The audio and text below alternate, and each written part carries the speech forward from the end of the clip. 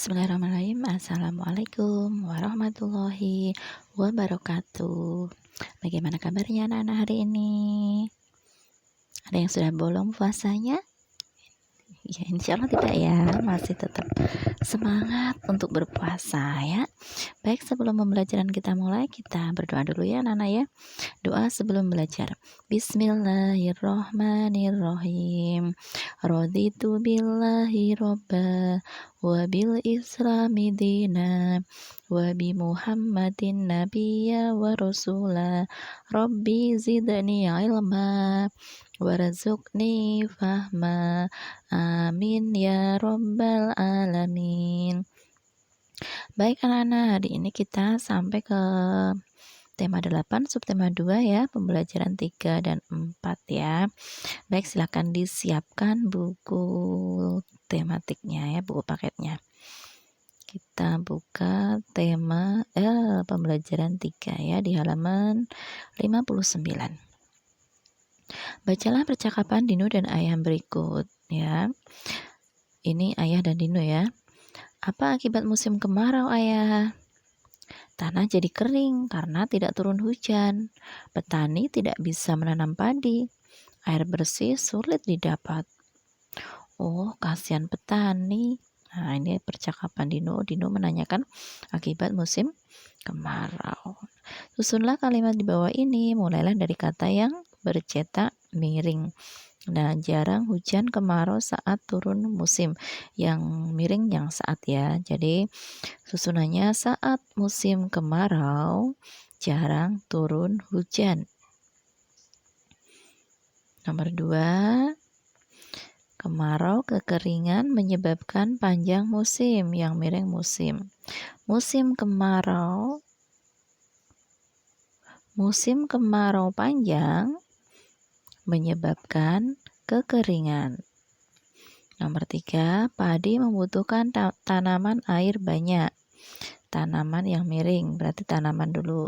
Tanaman padi membutuhkan banyak air. Nomor 4, menjadi air kekurangan tanah karena tandus. Tanahnya pertama ya. Tanah menjadi tandus karena kekurangan air. Nomor 5, orang harus air setiap menggunakan hemat. Setiap yang pertama berarti setiap orang harus hemat menggunakan air. Nah, seperti itu ya. Silahkan disalin di kalau di buku pakai bisa ya, di bawahnya sini bisa seperti Bu Yani ini bisa ya. Ya, biar kalau buat belajar mudah ya. Kita lanjutkan ya di halaman 60 ya. Berbagi air saat musim kemarau. Saat musim kemarau, air susah didapat. Sumur-sumur menjadi kering. Begitu pula dengan sumur Pak Sabri. Sumur Pak Sabri kekeringan. Pak Sabri mengambil air jauh ke hutan. Pak Kirun, tetangga Pak Sabri, merasa iba. Iba itu kasihan ya. Pak Kirun izinkan Pak Sabri ambil air di rumahnya. Pak Sabri ucapkan terima kasih. Pak Kirun adalah tetangga yang baik ya. Tetangga yang baik melihat tetangganya kesusahan kemudian menolong ya. Kita jawab pertanyaannya dari nomor 1 ya. Kapankah sumur-sumur menjadi kering? Nah, tadi saat apa? Ini ya, saat musim kemarau ya. Nomor 2, sumur milik siapakah yang juga mengalami kekeringan? Punya siapa tadi yang kekeringan? Punya Pak Sabri ya. Nomor 3, apa yang dilakukan Pak Kirun? Tadi yang dilakukan Pak Kirun adalah mengizinkan Pak Sabri mengambil air di rumahnya. Mengapa Pak Kirun merasa iba kepada tetangganya? Karena tadi mengambil airnya harus jauh ke hutan. Nah, seperti itu ya. Nah, ceritakan kembali cerita di atas dengan kata-katamu sendiri. Nah, bisa anak-anak ceritakan menurut pemahamannya anak-anak. Misalnya, saat musim kemarau, sumur Pak Sabri kekeringan, dia harus mengambil air ke hutan. Nah, tetangganya Pak Kirun melihat, merasa kasihan, kemudian mengizinkan untuk mengambil air di sumur di rumahnya. Nah, seperti itu contohnya ya. Oke, kita lanjutkan halaman 61. Perhatikan gambar berikut. Nah, ini ada gambar dua anak laki-laki sedang bermain air ya, semprot-semprotan ya. Warga di sekitar rumah Bella kesulitan mendapatkan air bersih. Tetapi Danu dan Ari malah asyik bermain air. Danu dan Ari banyak membuang air. Apakah perbuatan Danu dan Ari baik? Ya, tentu saja tidak baik. Kenapa? Karena boros dan airnya seharusnya bisa digunakan untuk membantu tetangga yang kesulitan mendapatkan air bersih. Nah, perlakuan ini tidak sesuai dengan sila kelima ya, dan tidak boleh ditiru. Kita lanjutkan, sikap yang ditunjukkan Pak Kirun tadi ya dicerita sesuai dengan sila kelima Pancasila. Sila kelima mengajarkan kita untuk mau menolong orang lain. Sikap yang ditunjukkan Danu dan Ari tidak sesuai dengan sila kelima Pancasila. Sila kelima Pancasila melarang kita untuk melakukan pemborosan ya, boros-boros nggak boleh. Kita lanjutkan ya. Di halaman 62, berikut ini adalah lambang sila-sila Pancasila. Lingkari lambang sila kelima Pancasila. Gambarlah lambang tersebut pada kotak di bawah. Nah, ini yang lambang kelima adalah, nah ini ya, yang Bu Yani lingkari.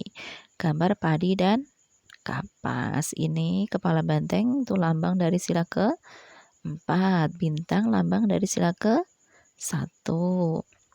Pohon beringin sila ke-3. Dan ini rantai sila kedua ya. Nah, kemudian nanti anak-anak digambar di kotak ini ya. Gambarnya seperti ini. Nah, kemudian tulislah isi sila kelima Pancasila pada tempat di bawah ini.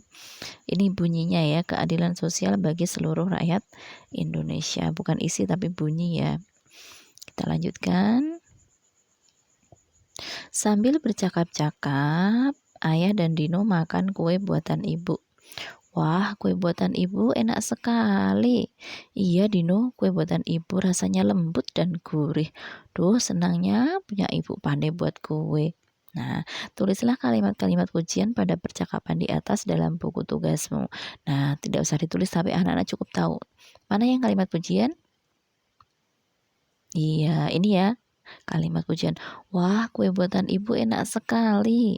Nah, ini adalah kalimat pujian.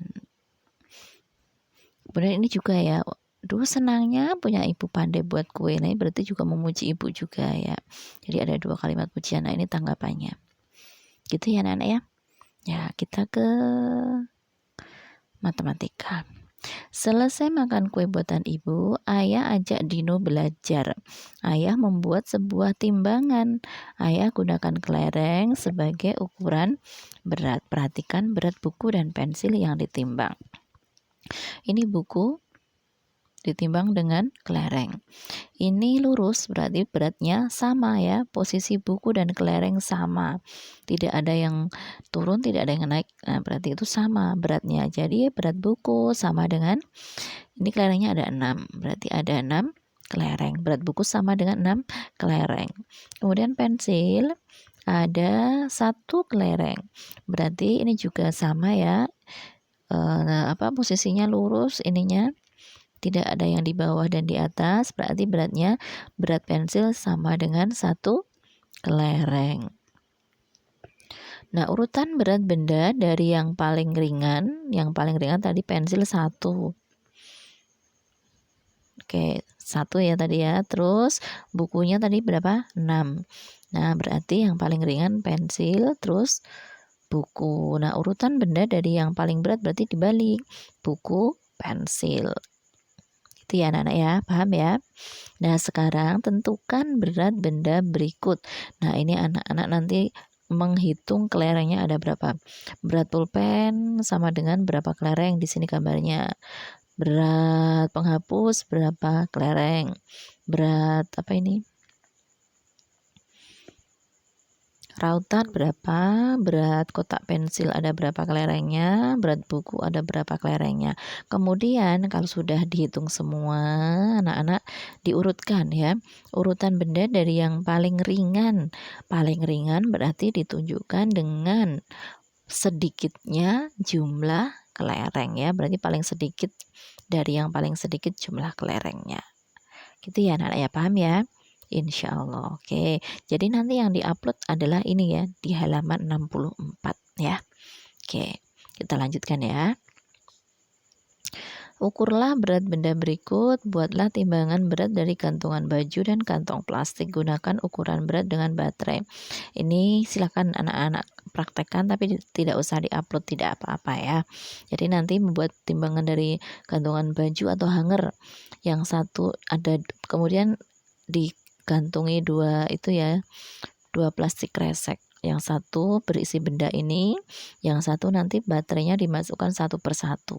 Kalau sudah seimbang beratnya, tidak berat sebelah berarti udah sama. Itu berarti beratnya berapa baterai, seperti itu. Kemudian diurutkan dari yang paling ringan sama kayak tadi ya. Nah, seperti itu anak-anak ya. Kemudian kita lanjutkan di pembelajaran 4 ya. Hari Minggu yang ditunggu tiba. Hadi akan belajar renang dengan ayah.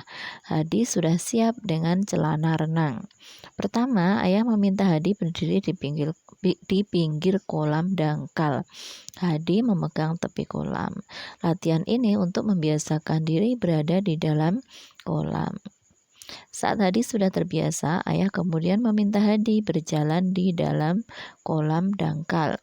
Hadi berjalan sambil merentangkan tangan untuk melatih keseimbangan. Setelah cukup berani, ayah ajari Hadi gerakan dasar renang. Nah, ini adalah pelajaran PJOK ya, latihan renang. Nah, ini cara-caranya. Gerakan dasar mengambil nafas. Ini memegang dinding kolam atau tangan teman, masukkan kepala ke dalam air. Setelah itu putar kepala ke samping kanan dan kiri sehingga mulut di atas permukaan air. Nah, ini gerakan dasar kaki. Nah, insya Allah nanti akan dijelaskan Bu Salama lebih lanjut ya, yang lebih menguasai Bu Salama ini ya. Kita lanjutkan di halaman 68 ya. Saat kemarau udara panas, wisata yang paling cocok adalah ke pantai. Sekolah Hadi hari itu mengadakan wisata ke pantai. Hadi gembira dan menuju tepi pantai. Hadi bersuara lantang mengajak teman-temannya. Ayo teman-teman ke sini, lihat lautnya biru. Nah, temannya menyaut, ayo ke sana. Nah, ini kalimat ajakan adalah kalimat yang berisi ajakan kepada seseorang atau kelompok untuk melakukan sesuatu bersama. Nah, yang dikatakan Hadi tadi ini namanya adalah kalimat ajakan ya. Mengajak temannya untuk ke sini melihat laut. Ayo teman-teman ke sini. Nah, itu adalah kalimat ajakan. Kalimat ajakan umumnya diawali dengan kata-kata yang bersifat ajakan. Misalnya, ayo, mari, marilah. Nah, biasanya kalimat ajakan ditandai dengan ada kata ini, tiga ini ya. Ayo, mari, atau marilah. Contoh, ayo teman-teman ke sini. Mari kita jaga kebersihan pantai. Nah, itu adalah contoh kalimat ajakan. Oke, di halaman 69. Tulislah kalimat ajakan yang sesuai dengan gambar ini ya. Linda mengajak Doni bermain sepeda. Don, ayo kita bermain sepeda. Nih. Yang kedua, ajakan hemat menggunakan air dengan mematikan keran jika tidak digunakan. Marilah kita hemat air, matikan keran saat tidak digunakan ya. Kemudian ini, ayo minum air putih yang cukup agar tidak dehidrasi. Mari mampir ke rumahku. Nah, ini ada kata mari, ada kata ayo, ada marilah, ada ayo. Itu adalah ciri kalimat ajakan. Nanti silakan disalin ya di bukunya anak-anak. Nah, kemudian halaman 70, sore hari selesai berenang, Bella memilih ada di rumah. Bella memilih berlatih menari daripada bermain di luar rumah karena udara panas. Nah, ini gerakan menari ya. Gerakan kupu-kupu terbang. Nah, siapkan dahulu selendang atau sampur tari, ikatlah di pinggangmu. Pegang kedua ujung selendang, gerakkan tanganmu naik turun di samping badan. Cobalah berjalan bentuk putaran. Nah, ini gerakan kupu-kupu terbang, tangannya memegang selendang kemudian naik turun ya. Gerakan kupu-kupu hinggap di bunga. Gerakan tanganmu bergantian ke atas dan ke bawah di depan badan. Gerakan kaki jinjit maju mundur. Nah, boleh ini ya. Ini biasanya diiringi dengan lagu kupu-kupu yang lucu ya. Ya, ini. Baik anak-anak, untuk hari ini sampai halaman 70 ya. Bu Yani ulangi lagi, yang diupload adalah halaman 64 ya. Ya. Untuk hari ini Bu Yani cukupkan. Kita akhiri dengan baca doa penutup majelis. Subhanakallahumma wa bihamdika asyhadu alla ilaha illa anta astaghfiruka wa atubu ilaik. Tetap sholat 5 waktu dijaga, jaga juga kesehatannya ya. Assalamualaikum warahmatullahi wabarakatuh.